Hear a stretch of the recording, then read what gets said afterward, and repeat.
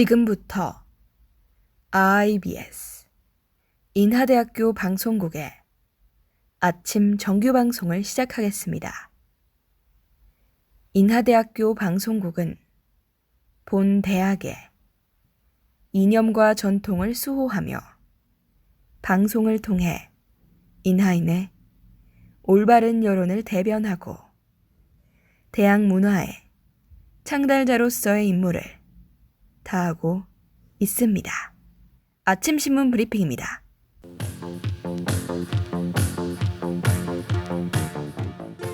지난 토요일자 조선일보 헤드라인 기사입니다. 청와대 국민청원에 올라온 이른바 시무 7조 상소문이 지난 27일 공개 전환 하루 만에 30만 명 이상의 동의를 얻었습니다. 상소문 형식으로 간언하는 내용이 담긴 해당 글은 지난 12일 국민청원 게시판에 올라왔으나 보름 동안 비공개 처리됐습니다. 이에 일각에서는 청와대에서 일부러 글을 비공개한 것 아니냐는 비판이 일었고 청와대는 글의 공개 여부를 판단해 재공개했다고 전했습니다. 본 글은 조세, 부동산 정책, 헌법 가치 등 7가지 현안에 대한 내용을 담아 인터넷을 통해 빠르게 퍼지며 대중의 지지와 공감을 끌어냈습니다. 이러한 사람들의 호응에 대해 윤태곤 더모아 정치분석실장은 양 극단의 목소리에 짓눌렸던 중도층의 공감이 나타난 것으로 해석했습니다. 청와대는 해당 글에 대한 답변 기한을 당겨 다음 달 초에 수석급 참모가 직접 답할 것이라고 알렸습니다.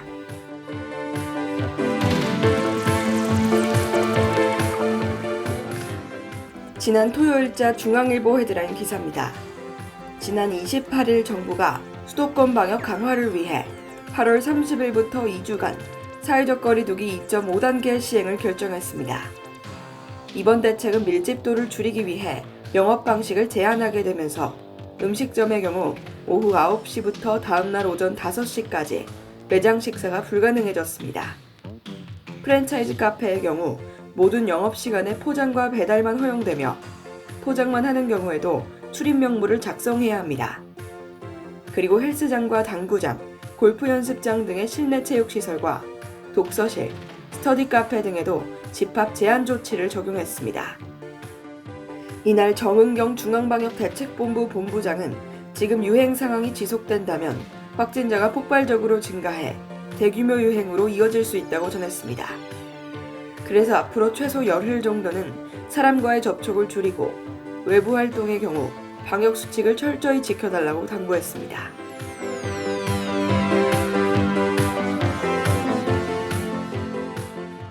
지난 토요일자 한겨레 헤드라인 기사입니다. 아베 신조 일본 총리가 지병인 궤양성 대장염의 재발로 7년 8개월 만에 총리직에서 물러난다고 발표했습니다. 지난 28일 기자회견에서 아베 총리는 지병 치료로 인한 체력 문제로 잘못된 판단을 하는 일은 없어야 한다며 총리직을 사임했습니다. 그리고 현재 새로운 정책을 이행하기 전이기 때문에 임기 만료를 1년 앞두고 지금 사임을 결정하게 됐다고 설명했습니다.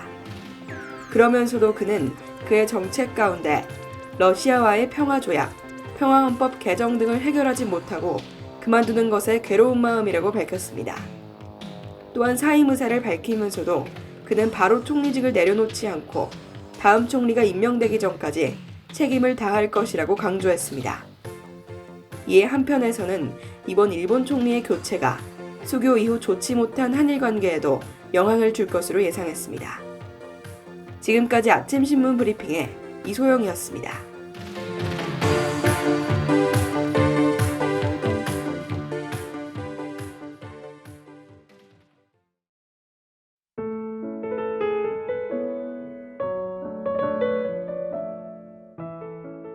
저는 요즘 불면을 이기는 법을 연구해요.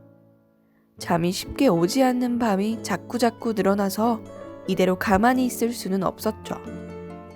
하루는 인터넷에서 막 검색을 해보다가 방법 하나를 발견했는데요. 침대에 누워서 힘을 쭉 빼고 망망대해에 있는 상상을 해보는 거죠. 주위를 둘러봐도 정착지가 보이지 않고 어느 곳을 보나 수평선이 해와 맞닿는 그런 망망대해 말이에요. 그리고 그 가운데에는 제 자신이 작은 배를 탄 채로 둥둥 떠 있는 것이죠. 그리고 주변을 천천히 살펴보기 시작합니다. 바다가 어디로 흘러가는지 파도의 물결을 관찰하기도 하고요. 높게 떠있는 구름들의 짜임들을 눈으로 만져보기도 합니다. 그렇게 구석구석 둘러보다 보면 상상의 바다는 어느 순간 저의 의식을 확 덮치고 말죠. 어떤가요? 제가 불면을 이기는 법.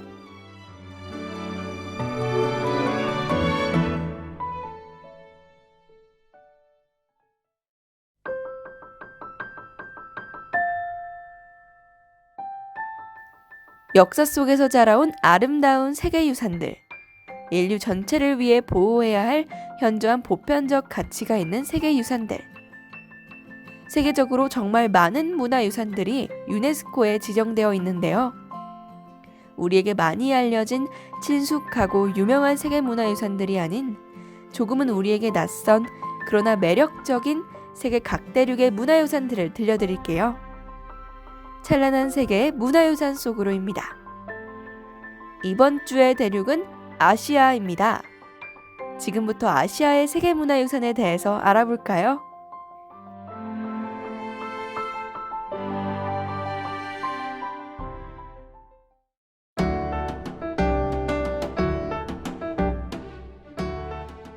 세계의 6개의 대륙 중 오늘은 아시아의 세계문화유산에 대해 알아볼 텐데요.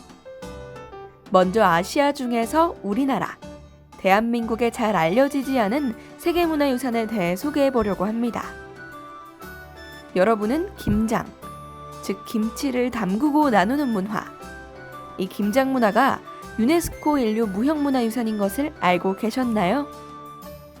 김장을 모르는 사람은 없을 테지만 김장 문화가 세계 무형유산으로 등록된 것은 잘 모르는 사람들이 많을 것 같아요. 김장 문화가 세계 무형유산으로 등재된 연도는 2013년입니다. 위원회는 이 김장 문화가 한국인의 일상생활에서 세대를 거쳐 내려오며 이웃과 나눔을 실천하고 공동체의 연대감과 정체성, 그리고 소속감을 증대시켰다며 등재 이유를 설명했었는데요. 유네스코는 상업화를 우려하여 음식 자체를 인류 무형유산으로 등재하지는 않습니다. 이 때문에 한국의 경우도 김치가 아닌 김장문화가 등재되었죠. 결국엔 김치가 우리 고유의 문화라는 것을 인정한 것과 같은 의미라고 볼 수 있을 것 같네요. 김장문화는 또한 인간은 자연을 정복하는 것보다는 자연의 리듬에 맞추어 사는 것, 자연과 함께 살아가는 것에 대해서 인간의 창조성과 독창성을 보여주는 가장 우수한 사례라고도 할 수 있을 것 같아요.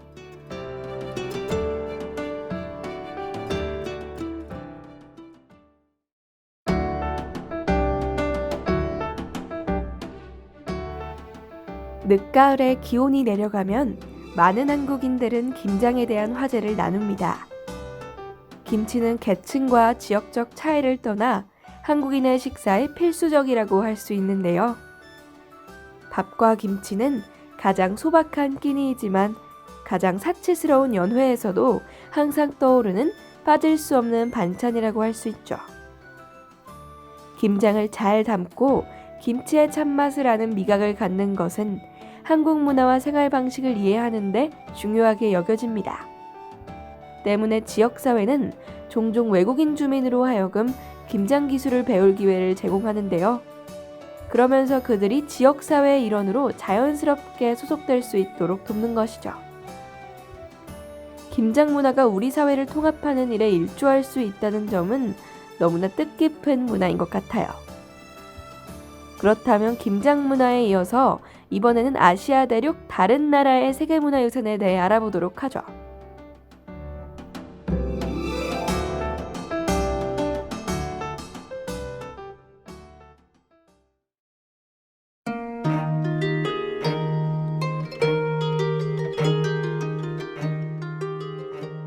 다음으로는 네팔의 세계문화유산에 대해 알아보겠습니다. 네팔은 중국과 인도 사이인 히말라야 산맥 중앙부의 남쪽 반을 차지하는 내륙 국가인데요. 우리는 흔히 네팔 하면 히말라야 산맥을 가장 먼저 떠오르곤 하죠. 그러나 오늘은 네팔의 히말라야가 아닌 다른 세계문화유산을 알아보도록 할까요? 오늘 알아볼 네팔의 세계문화유산은 룸비니, 부처의 탄생지인데요. 이곳은 네팔 히말라야 산맥의 작은 언덕에 위치해 있습니다. 이 룸비니 성지는 아시아의 평화와 빛의 사도인 부처가 기원전 623년 전에 태어난 곳인데요. 이곳은 세계의 3대 종교 중 하나인 불교의 가장 성스러운 장소입니다. 이 유물이 세계문화유산으로 등재된 이유는 아주 오래전부터 이곳이 순례의 중심지가 된 이유에 대한 중요한 증거를 담고 있죠. 세계의 위대한 종교 가운데 하나인 불교의 가장 성스러운 장소라는 점에서 등재가 되었다고 합니다.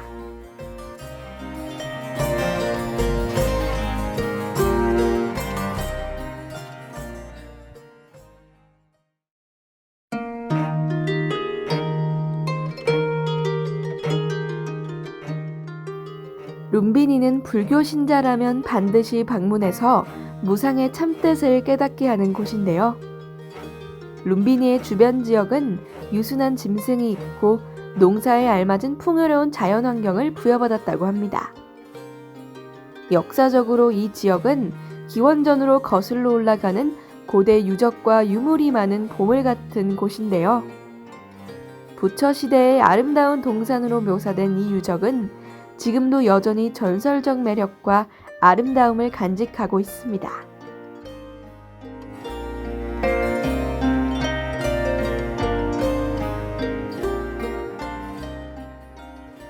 오늘은 이렇게 아시아의 대한민국 그리고 네팔의 세계문화유산인 김장문화와 룸비니에 대하여 알아보았는데요.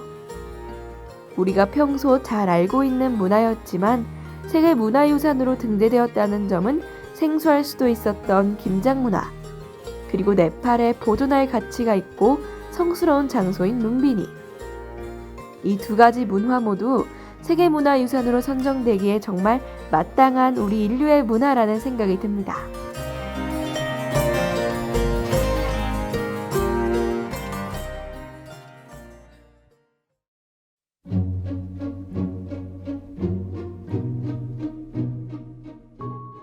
그럼 이제 오늘의 세계문화유산에 관련한 상식에 대해 배워볼까요? 세계문화유산이란 세계유산협약에 따라 유네스코가 1972년부터 인류 전체를 위해 보호해야 할 현저할 보편적 가치가 있다고 인정한 유산인데요. 세계유산은 문화유산, 자연유산, 그리고 복합유산으로 나뉩니다. 그러나 이 가운데 특별히 위험에 처한 세계유산은 별도로 지정이 되는데요. 1972년 유네스코 정기총회에 참가한 각국의 대표자와 전문가들이 인류의 소중한 유산이 인간의 부주의로 파괴되는 것을 막기 위해 세계유산협약을 제정하면서 시작되었다고 합니다. 세계유산위원회가 매년 6월 전체 회의를 열어 여러 국가들이 신청한 문화유산과 자연유산 중에서 선정하죠. 그리고 세계유산협약에 따른 세계유산은 유네스코에서 선정하는 세계무형유산, 세계기록유산과는 개념상 구별되며 별도로 관리됩니다.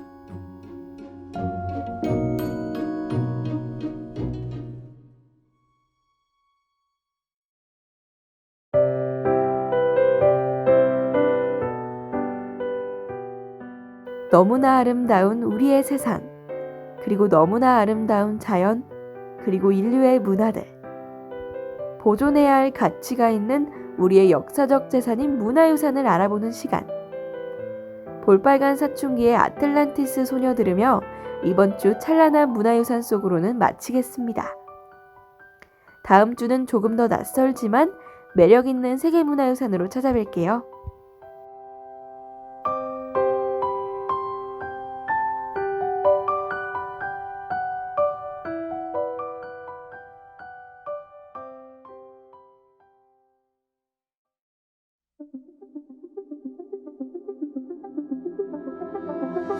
저만 바다 끝에 뭐가 있을까 다른 무언가 지금까지 제작의 최서영, 기술의 정재홍, 진행해전 이소영이었습니다.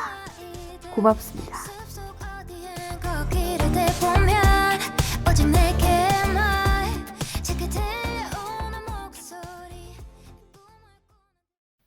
지금까지 여러분께서는 IBS 인하대학교 방송국의 아침 정규방송을 들으셨습니다. 다음 정규방송 시간까지 안녕히 계십시오. 여기는 참된 방송 인하대학교 방송국입니다. IBS